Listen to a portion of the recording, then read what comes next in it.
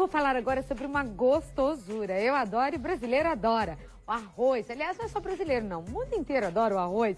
É um alimento rico em amido, uma ótima fonte de energia, fornece ferro, vitaminas B, proteínas para o nosso organismo. E não é por acaso que é o grão mais consumido no mundo. Não falei que o mundo todo gostava de arroz? Hoje nós vamos conhecer algumas variedades do arroz, recebendo a nutricionista Vivian Goldberg. Tudo bem, Vivian? Tudo bem, como vai? Seja bem-vinda, um bom dia para você. Obrigado. Quais os principais tipos de arroz que nós encontramos à venda no Brasil? Bom, os principais tipos que a gente tem é o arroz branco, né, que é o mais comum, que todo mundo... Mais consumido. É o mais popular, o mais consumido. Depois vem o arroz parabolizado.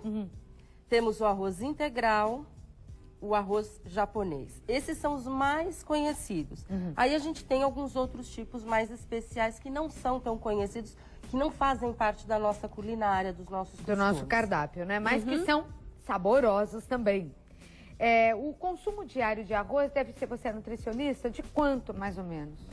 Bom, o arroz, como ele representa ele é do grupo dos energéticos, ele é um amido, a gente sempre recomenda de 2 a 3 porções por dia. Então a gente considera que ele seja consumido no almoço e no jantar. E assim tem sido, graças a Deus, né? Que existe essa dupla, o feijão e o arroz, porque... Aliás, essa dupla é perfeita. Perfeita, né? E é o que dá sustância ao brasileiro, porque com tudo tão caro, né? O que acontece é que o arroz ele é riquíssimo em aminoácidos essenciais. O feijão também é riquíssimo em aminoácidos essenciais, mas existe a falta ou um teor menor em um e outro. Então, os dois juntos, eles se complementam. Então, eles são perfeitos, porque os dois juntos fornecem todos os aminoácidos essenciais que o corpo precisa para formar as proteínas de alto valor biológico para você ter uma ótima saúde. E acho que consumido como nós consumimos praticamente todos os dias, em quase todas as casas, tem arroz com feijão, acho que é o único país no mundo, né? Porque em outros... o arroz e feijão e diariamente, né? Em algumas casas diariamente, não em todas, mas em algumas casas diariamente. E não enjoar desse arroz com feijão, acho que é coisa bem de brasileiro mesmo, né? Porque é difícil em outros lugares, sei lá, acho que em Aruba, por exemplo, eles comem muito feijão e comem com arroz. Mas é de vez em quando e uma mistura mais estranha e outro tipo de feijão. Bom, vamos continuar falando do arroz aqui. Vamos.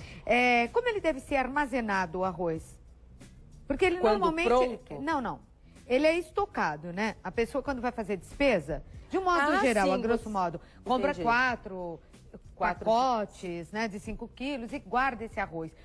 O arroz estraga facilmente? Como deve ser guardado o arroz na casa da gente? Deixando no pacote, do jeito que ele veio do supermercado... Pacote fechado? Pacote fechado, você pode armazenar até 6 meses. A partir do momento que você abre, ele coloca em algum pote com tampa que você tem arrumado no seu estoque, aí você pode usar até em 1 mês. Acredito que nem dure tanto. Às vezes não, só aquele que usa muito pouco mesmo. Sempre num ambiente não muito quente, não num ambiente úmido, bem, né? Certo, e depois condições. de feito, quantos dias o arroz dura e fica bom? Tá. Porque a gente faz arroz já para 2, 3 dias, tudo bem? Depois de feito. Eu aconselho, não tem como, comer o arroz na hora. Sobrou arroz, o que eu faço? Eu posso usar na refeição seguinte ou, no máximo, no dia seguinte. Por quê? O arroz é rico em amido.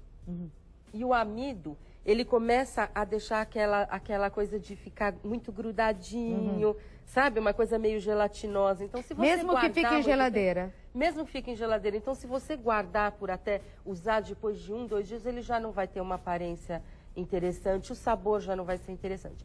Salvo se você quer usar aquela sobra de arroz, por exemplo, para fazer um bolinho de arroz. Aí sim, é interessante ele ter, né, já tá guardado há 1 dia, 1 dia e meio, porque aí ele já tem aquela consistência ótima para você fazer aquela preparação culinária. Você vê que nada é à toa, né? Por isso que acaba virando bolinho, às vezes vira um risoto, entre aspas, um arroz de forno. Mas se aproveita. Agora, o ideal é fazer menos, então, e fazer mais vezes, mesmo porque fazer arroz é muito fácil. Desde que me contaram que para fazer arroz, você usa uma medida de arroz para 2 de água, nunca mais eu fiz nem arroz papa, nem arroz duro.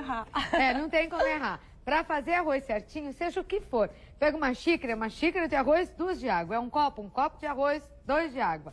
É uma latinha de arroz, 2 de água. Nunca mais seu arroz vai ser errado. Agora, esse parboilizado aqui, ele é muito bom, esse arroz, hein?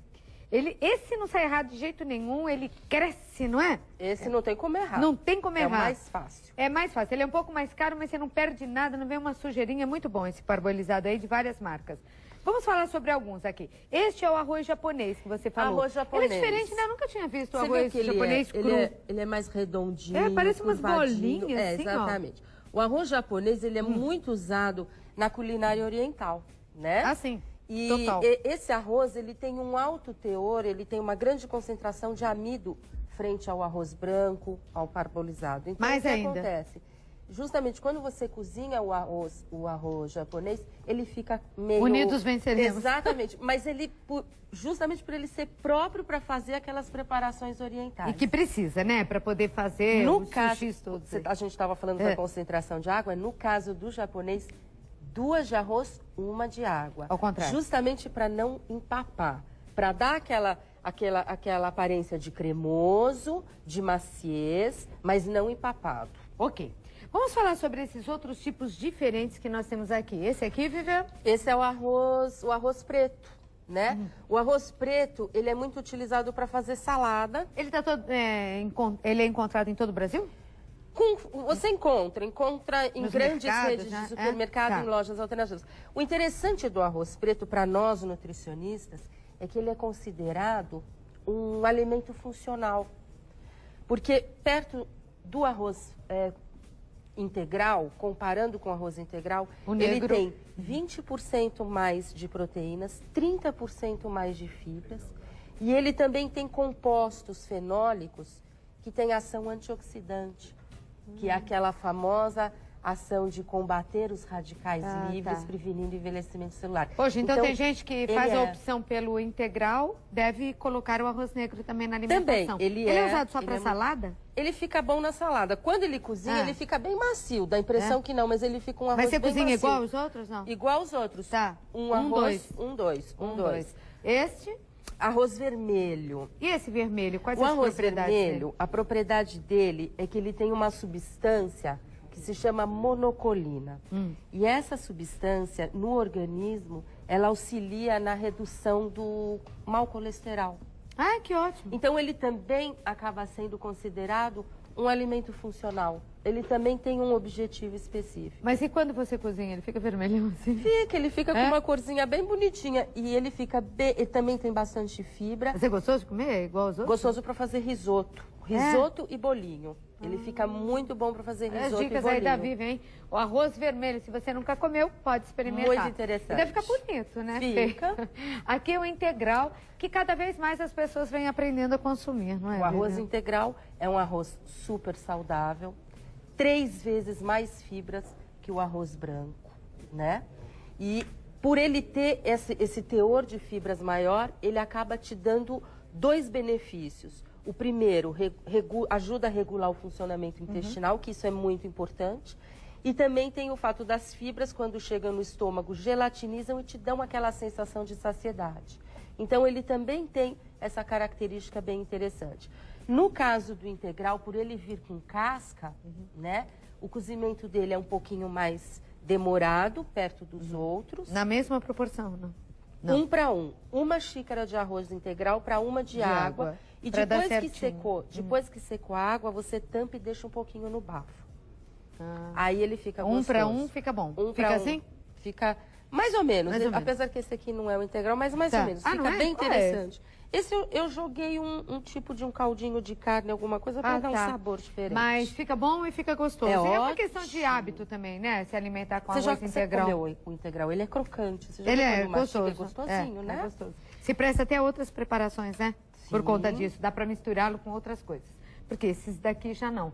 E aqui é o selvagem? Arroz selvagem. Arroz selvagem ótimo para fazer saladas, né? É um arroz que pra gente não é muito conhecido. É um arroz caro, né? Então o acesso assim é meio complicado, mas ele é riquíssimo em fibras e ele é muito saboroso. Ele é muito interessante. É um arroz diferente, mas é bem interessante. Que também não dá para o dia a dia, mas se você quiser provar em saladas, fica muito bom. Sabe, eu já comi misturado com macarrão. Uma preparação meio doida. Sério? E ficou gostoso. Ficou não aqui esse, fora do país. O selvagem, Acredito que tenha ficado bom. Diferente, sei lá, essas coisas que os chefes fazem por aí. Dá para congelar arroz? Dá para congelar, mas a gente vai cair naquele mesmo resultado. Ele vai endurecer pela alta concentração de amido. Não. Eu prefiro não. Prefiro não.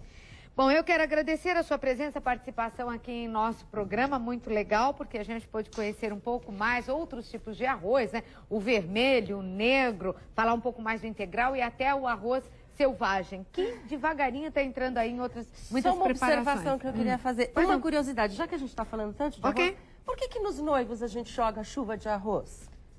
Uma fartura, sei lá, para ter uma vida farta, uma vida longa, será que é isso? Pela tradição dos hindus, promove aos noivos prosperidade e fertilidade. Ah, é? Por isso que acaba tendo aquela chuva linda. Por que ele é ligado linda. a esse símbolo de fertilidade? Pelo símbolo dos hindus, principalmente, eles dizem isso, fazem isso lá. E nós, brasileiros, acabamos... E deve ter alguma coisa a ver mesmo, que o pãozinho de Santo Antônio, quem é católico sabe que quando pega o pãozinho de Santo Antônio, dia de Santo Antônio, coloca onde? Dentro da lata de arroz. Para quê? Para não faltar prosperidade, dinheiro e tal. É isso aí. Tem a ver, né? Então, que tenha sempre um arroz gostoso aí na sua casa. Tá fazendo arrozinho já? Não, né? Ainda é cedo, arroz é rápido de preparar, ainda bem. Ainda tem mais essa vantagem para ele. A Vivian Goldberger é nutricionista, participou aqui comigo. Eu quero deixar o e-mail, tá? É vivi.nutricionista@emagrecentro.com.br vivi.nutricionista@emagrecentro.com.br. Obrigada, Vivi. Um beijo para você, viu? Linda, obrigada. Um beijo. Ô, arrozinho, depois eu te como. Vai ser na hora do almoço, arroz. A gente só se encontra no jantar.